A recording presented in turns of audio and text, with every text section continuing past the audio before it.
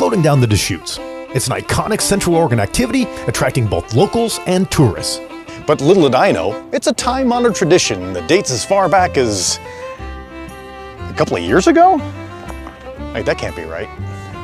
Gen Z, that's the first generation that can say they grew up floating the river. So people come through town and think, this is great, and did you grow up floating the river? And it's like, no, we didn't. For most of the city's history, the river was used to float logs, not humans.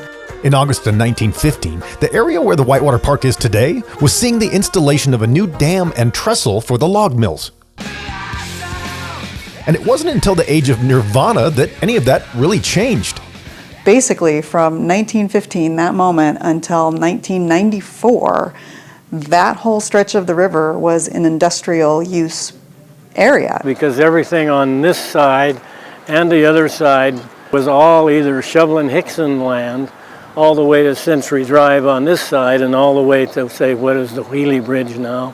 And that was all Brooks-Scanlon. 1994, when the mills are finally closed down for good, and William Smith Properties purchases it to create the Old Mill District, over the next 10 years, you have all kinds of river restoration work going on in that stretch. When I first moved here in 2012, the housing market was at its bottom. Yet I was still impressed that the public passed a bond to use their hard-earned money on something that seemed kind of pie in the sky.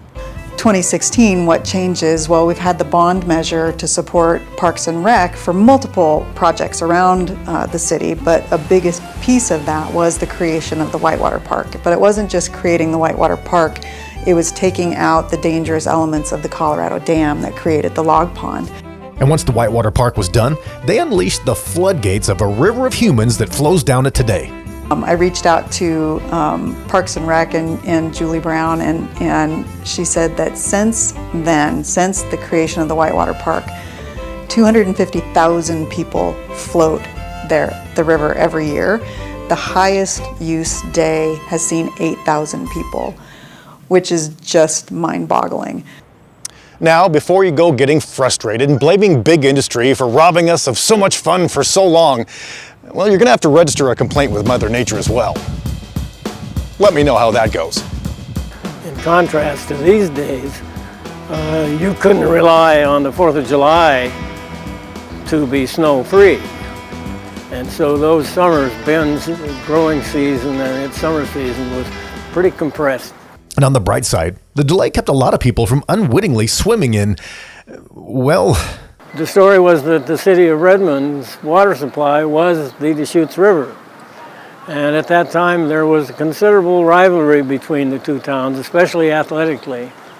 So some of us never failed to take advantage of the opportunity, maybe at night, to stand on the footbridge down there and relieve ourselves in Redmond's water supply. So despite big lumber, our climate changing, and some kids relieving themselves of the burdens of the day, the not-so-time-honored tradition of floating the river was born. And the rest is the future. For Central Oregon Daily News, I'm Scott Elmas. Thanks for watching. If you liked this video, be sure to give it a thumbs up. Hit the subscribe button and ring the notification bell so you don't miss out on more videos from Central Oregon Daily News. And for more news from the high desert, just visit centraloregondaily.com.